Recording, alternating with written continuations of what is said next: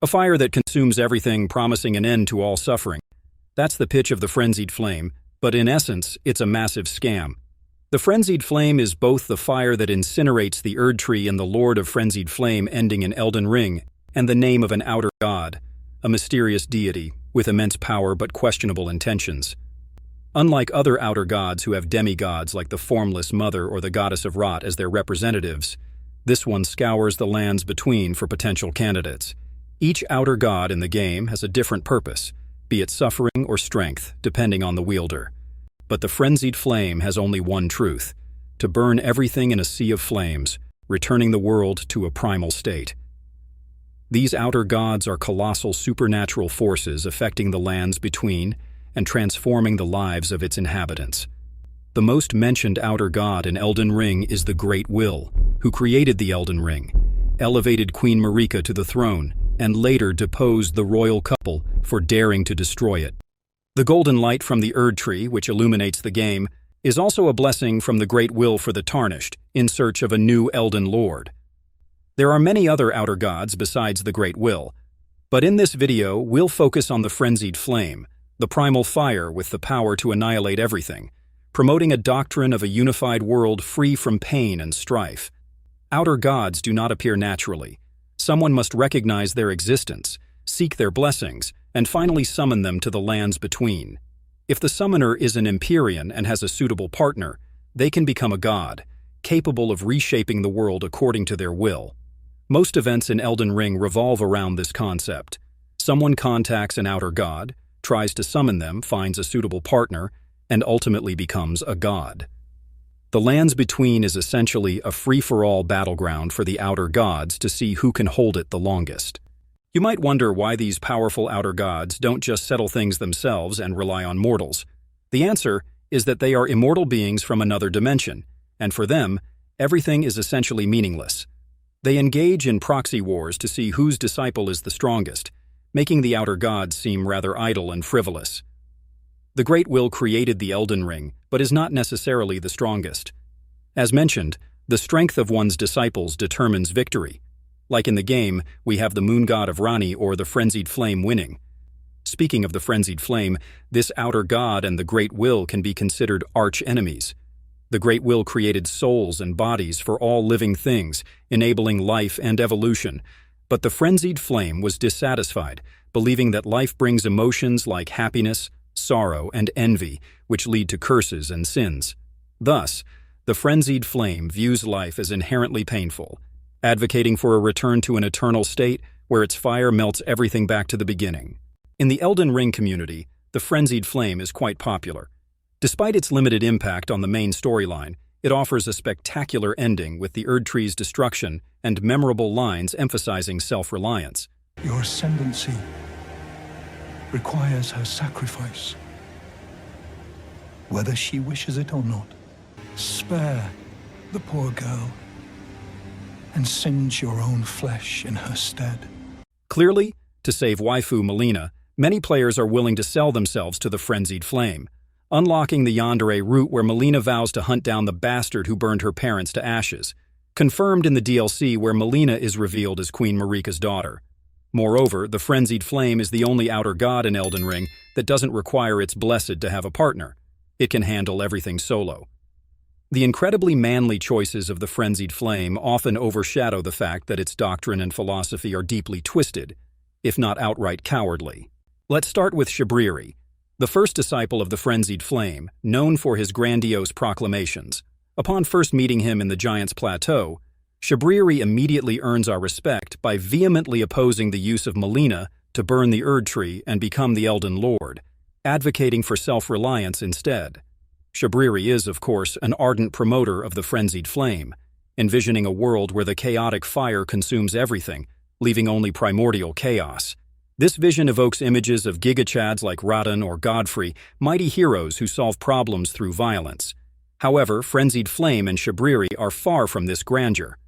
Before becoming a devout follower of the Frenzied Flame, Shabriri was a professional criminal specializing in fraud, slander, and scamming people in online tasks.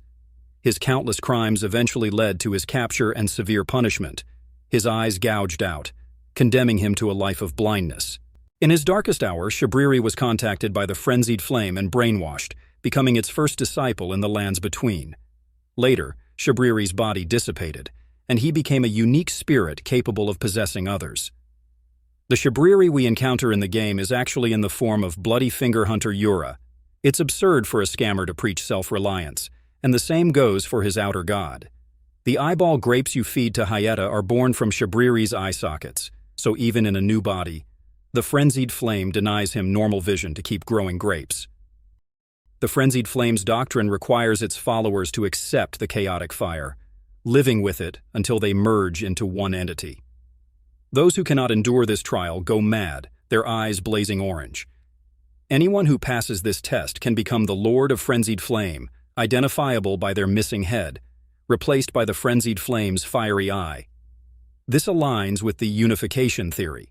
Reaching the pinnacle of liberation means losing one's identity, with everyone bathed in the chaotic fire. Thus, the Lord of Frenzied Flame's previous identity becomes irrelevant, as the world has already been reduced to ashes. Is the Frenzied Flame truly humanity's salvation? Certainly not. Upon closer examination, this outer god is essentially a parasite, waiting for an opportunity to strike. Unlike other outer gods that bestow power directly upon their followers, the Frenzied Flame forces its chosen ones to endure trials, withstanding the chaotic fire until they qualify to become the Lord of Frenzied Flame. You've seen the Frenzied Flame village, with its red-eyed inhabitants dancing and playing rock music. To descend to the lands between, the Frenzied Flame requires a suitable host. The chaotic fire in the eyes of the infected is how this outer god performs its ritual. Compared to titans like the Great Will, who manifests as the Elden Ring, or the Dark Moon, which spans centuries, the Frenzied Flame's abilities are limited to shooting fire from its eyes and making people sing rock songs. It's quite unimpressive. Because of its limited power, the Frenzied Flame resorts to deception, promising a world without suffering or envy, where everyone is equal. By tricking people into breaking their heads to let it in, the dream is fulfilled, because they're dead, and the dead feel no pain. In the Lord of Frenzied Flame ending, the protagonist is no longer alive, replaced by the Frenzied Flame's fiery eye. All who become Lord of Frenzied Flame experience this transformation, like Mirda in the DLC, who, after ending his physical pain and allowing the chaotic fire to consume him, becomes a massive red entity. The Frenzied Flame is a parasite that gradually erodes the mind and injects thoughts of vengeance and world destruction. Ordinary mortals cannot withstand this and go mad, but special individuals who accept the Frenzied Flame become hosts, eventually being possessed by the outer god. And what do you see from all this? It's a scam. The Frenzied Flame's promises of fairness and bravery are lies. The moment you become the Lord of Frenzied Flame, your life ends. Furthermore, the Frenzied Flame has no interest in fairness or courage. It only wants to burn the world, particularly everything the Great Will created. Instead of recruiting disciples and blessing them like a true god, the Frenzied Flame uses underhanded tactics, deceiving and ensnaring the gullible, plucking their feathers to roast them. You sacrifice yourself to become the chaotic fire, intending to end all suffering and bring absolute equality, only to have your body taken over. This is Mirda's fate as the Lord of Frenzied Flame, who was even more tragically deceived by his beloved wife. If you venture south of the Land of Shadows, you'll reach the Abyssal Forest, a cursed, forbidden land guarded by the Hornsent tribe. The priests of this tribe prevent anyone from entering or leaving the forest. This is where the Frenzied Flame resides in the DLC, similarly having little impact on the main storyline. The Abyssal Forest is a cursed and extremely dark place, to the extent that you can't summon Torrent because the horse is too frightened. The presence of the Frenzied Flame is everywhere, most evident in the wild beasts with their glowing red eyes. Previously, this forest wasn't so dark. It used to be a beautiful, sunlit place, ruled by Mirda, a scholar of high status who owned a large mansion in the middle of the forest. It's unclear where Mirda came from, but his beginnings weren't in the Land of Shadow. Mirda came to know the Frenzied Flame when he encountered the Aged Ones, the lantern-headed monsters in the forest. The Aged Ones have been followers of the Frenzied Flame for a long time, their bodies having degenerated to the point of near blindness, with their heads covered in many fiery eyes symbolizing the Frenzied Flame. Unlike ordinary followers, The aged ones transform when touched by the three fingers. For those who don't know, the three fingers are servants of the frenzied flame, much like the two fingers are messengers of the great will. After encountering the frenzied flame, Mirda, like other followers, was promised a utopian world where he would become the lord of the frenzied flame and embrace all human suffering. However, unlike the gullible followers, Mirda was an educated man and wasn't easily deceived by such schemes. Yet, like many heroes in games, Mirda had a fatal weakness. He was infatuated with women.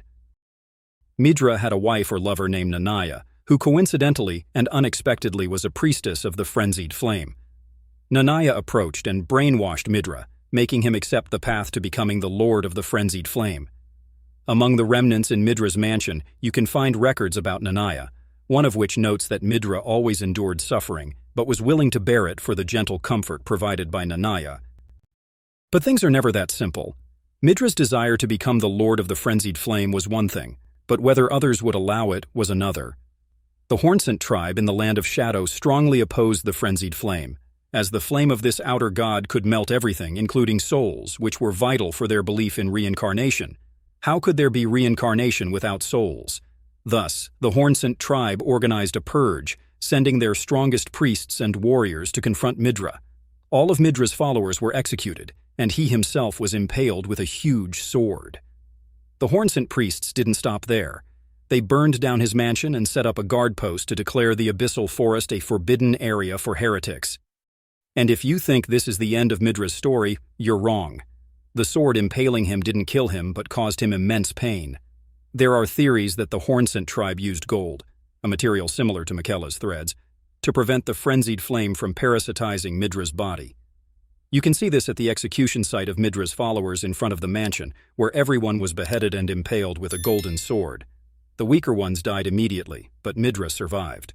However, living with a massive stake through his head wasn't pleasant. So why didn't Mirda end his suffering? The answer lies in one word: infatuation. Somehow, when Mirda was impaled, Nanaya whispered to him, urging him to endure the pain, promising a future where they would be happy together. These words became the motivation for Mirda to survive, hoping to reunite with his lover someday. But of course, that was a lie. The Hornsent warriors wouldn't spare Nanaya, and she met the same fate as the others. The mansion was left with only Mirda. Nanaya's sweet words were deceitful. She told Mirda to endure because the frenzied flame could only parasitize and appear when the host harbored deep hatred, enough to want to destroy everything in the world. In the description of Mirda's flame-related spells, you can see the phrase, "Yet Mirda, like others before him, was too weak to become a lord." The word weak here means not strong enough to overcome the frenzied flame, as the concept of the lord of the frenzied flame never existed. Thus the wretched Mirda lay in his abandoned mansion until the player stumbles into his room. After being beaten by a stranger, Mirda, unable to endure anymore, decides to pull out the golden sword to free himself. His unending hatred guides the frenzied flame, and we witness a lord of the frenzied flame with fiery eyes. In his final moments, Mirda still apologizes to Nanaya, despite her major role in his downfall. Peacefully living as a scholar in the forest was fine, but being enticed by a few sweet words led him to revolution and then to being impaled. At least he could take solace in the fact that even a gigachad like Godfrey was seduced by Marika. The story of the frenzied flame reeks of deceit and scams, dear friends. This outer god is cowardly and opportunistic, not at all manly or noble as imagined. So next time you want to burn something, remember that the frenzied flame is nothing good. Thank you so much for watching. If you enjoyed the video, please give it a thumbs up and consider subscribing to the channel for more content. Don't forget to hit the notification bell so you don't miss out on my next exciting video. Stay tuned and see you next time.